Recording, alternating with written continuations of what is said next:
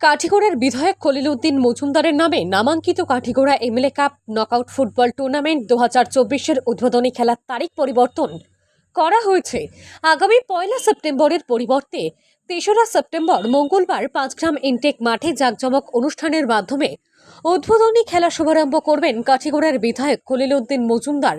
উদ্বোধনী খেলায় মুখোমুখি হবে আলকাপুর এফসি বনাম গোমরা সানরাইজ ক্লাব। ব্যবস্থাপনায় রয়েছে কাঠিগড়ার অগ্রণী সামাজিক সংগঠন রিচিং বরাক অর্গানাইজেশন।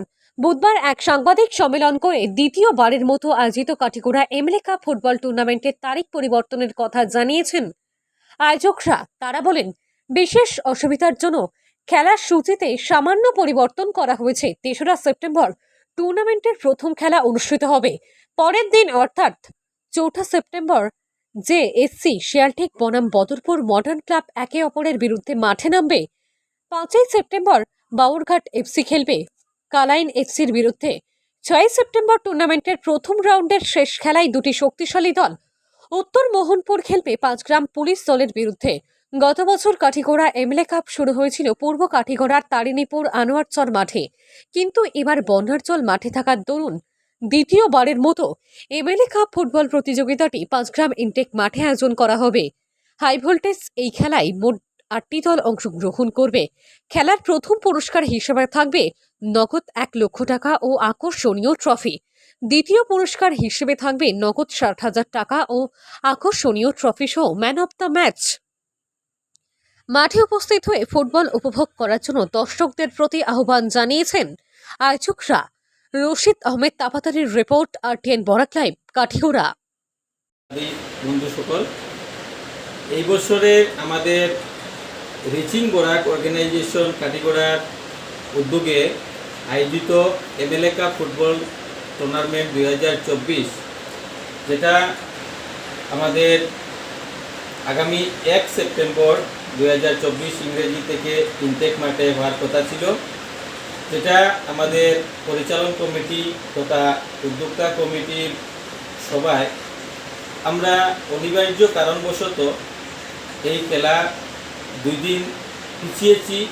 অর্থাৎ এই বছরের এই MLA cup knockout football tournament আগামী 3 সেপ্টেম্বর মঙ্গলবার থেকে আরম্ভ হবে।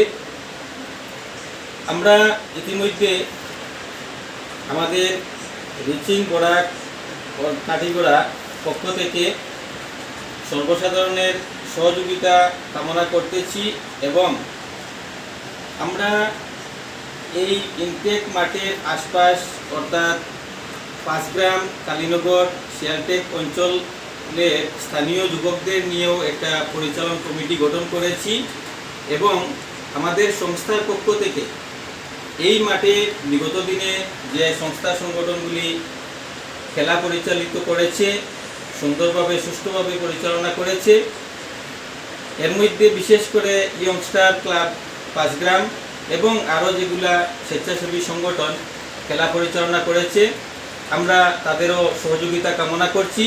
ব্যক্তিগতভাবে আমাদের রিচিং বরাক অর্গানাইজেশন কাঠিগড়ার কর্মকর্তারা আমন্ত্রণপত্র নিয়ে আপনাদের কাছে যাবেন।